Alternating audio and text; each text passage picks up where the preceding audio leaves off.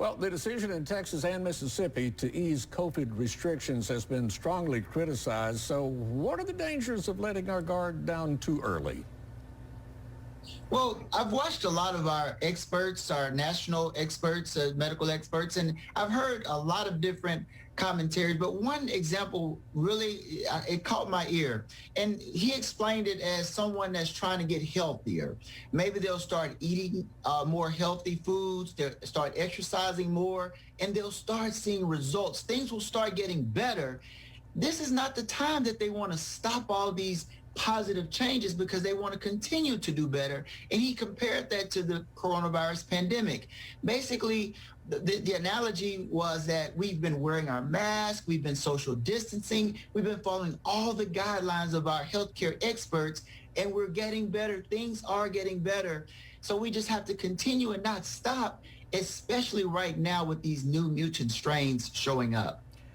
Dr. Quinn, are you concerned that some communities in the state will just go completely maskless and not social distance and crowd into restaurants, et cetera? Well, what we have to do is we have to continue to provide good information to our communities through programming such as this. Just remind people that we're not out of the storm yet. Things are getting better, but we still have to maintain persistence with wearing our masks, social distancing, avoiding large crowds. I spoke with authorities with our Mississippi State Medical Association, and we're all together, the physicians of this organization of Mississippi, that we should maintain the understanding that we have to continue and push to get everyone vaccinated as soon as possible. Well, now me and my wife have a disagreement on this. She says that it was too early to drop the restrictions. I countered by saying people have enough sense to do the right thing. And I've slept on the couch before, so I'll stick with that. But what about you, Dr. Quinn? What should we do? What's your advice on what we should be doing right now as individuals? Well, what we should do is continue to follow the science, continue to follow the fact-based information, the research.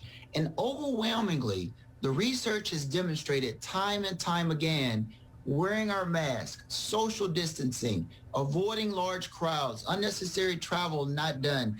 All of these recommendations by our healthcare officials, to include the CDC, with all of the fact-based information, with all of the research, this is what we should follow. And overwhelmingly in the scientific community, it's being totally agreed upon that we need to continue to follow these guidelines, and we just have to keep putting this information out there so when people do make their decisions, they're able to make well-informed decisions. Just real quickly, are any of these dangerous variants showing up in Mississippi?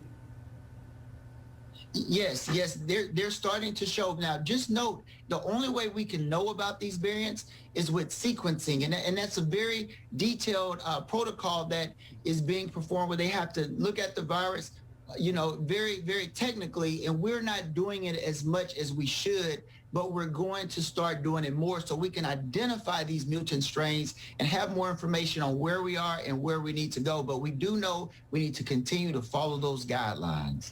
Dr. Quinn, one of my colleagues was at the dentist today. He said his dental hygienist was so excited. She's going to get the Johnson & Johnson vaccine. Next week, she's having to go to Laurel to get it, but she's going to get it. Very excited about that. Of course, that's the one shot. This is just great news, isn't it? That people that's coming in and that they can get this one.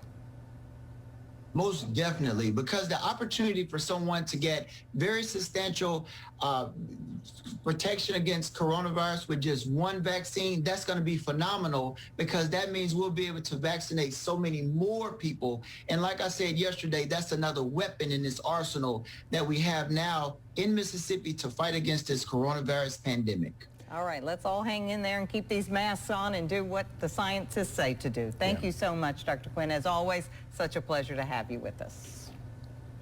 Thank you.